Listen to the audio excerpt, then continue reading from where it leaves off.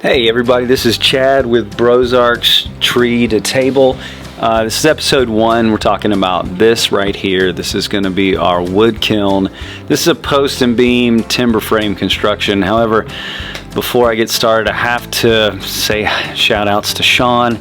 It's a legal obligation we have to Sean. He's one of our business partners, so at least mention him in every video. Hey Sean.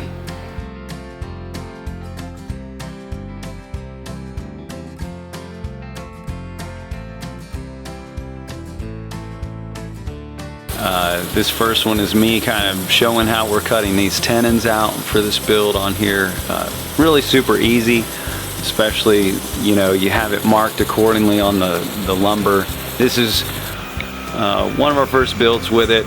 This is obviously me cutting, you know, and shaping the tenons. Once you got the skill saw set there at the right depth, it's pretty easy. It's a pretty quick process. I was kind of impressed with how quickly we were able to go with this, but you know how it is. Sometimes you get going on a project and then there's always something that happens.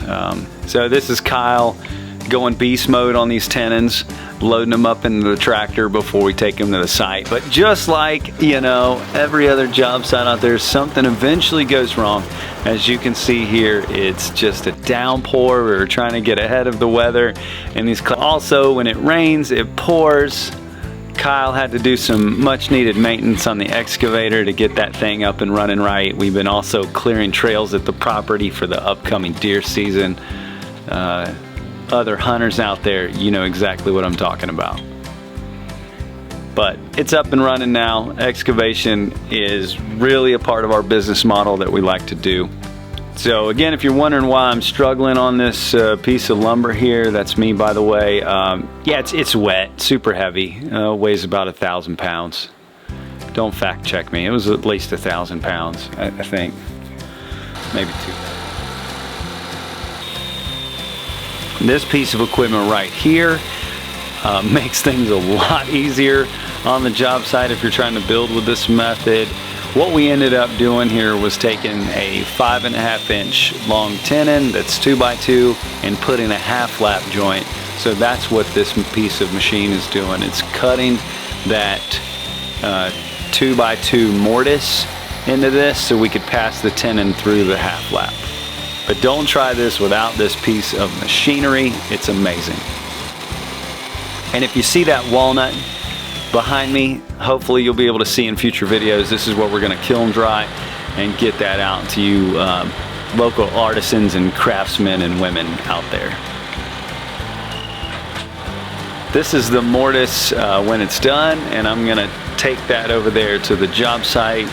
If you're wondering if that hammer is going to stay on the end of the beam, just hold on tight. Find out if it makes it through.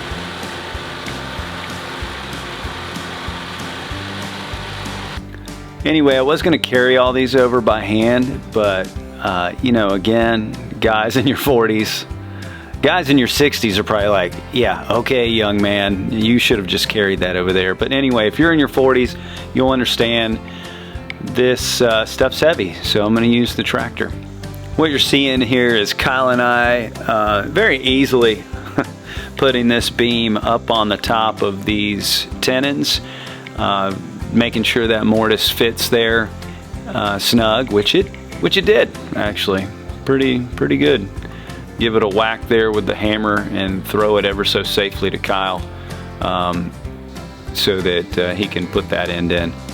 And this was pretty good fit. It's supposed to be strong enough that it doesn't require any fasteners.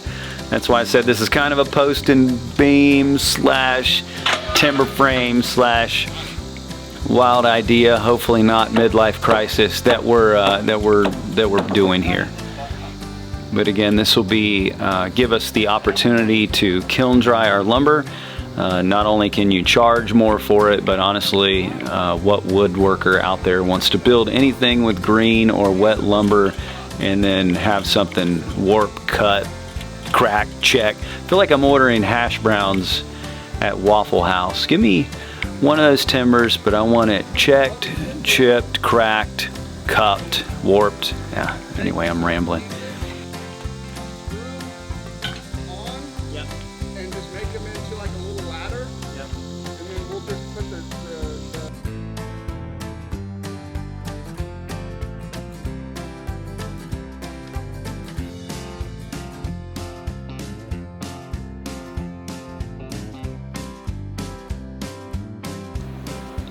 So here it is again with the hammer toss. Man, if this whole timber framing, excavation, milling thing doesn't work out, we may just have to hit the circus.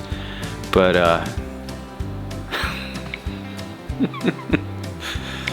here we are doing it caveman style, just trying to get that beam on there, fitting that ever so delicately into a tight fitting mortise. That's what you want. So this has been a great exploratory method for us.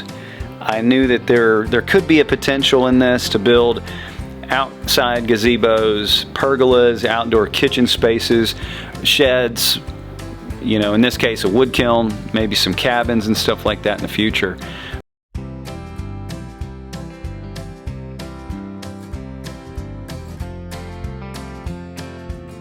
There's a dynamic drone footage of the building, and then there it is before we put down some angled supports. So the next thing we have to do is put some angled supports on this just to give the structure a little bit more integrity and to support all the angles and sides of the building.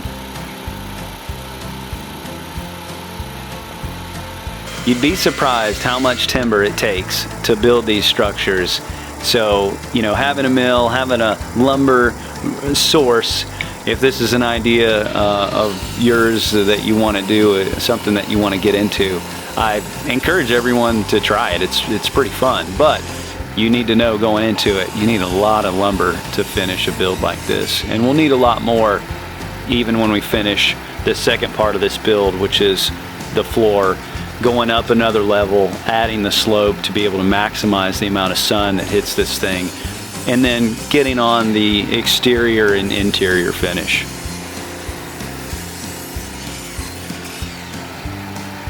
Here's Kyle and I, we're just kind of putting these on once he had cut them. This is a day where it was probably in the 90s.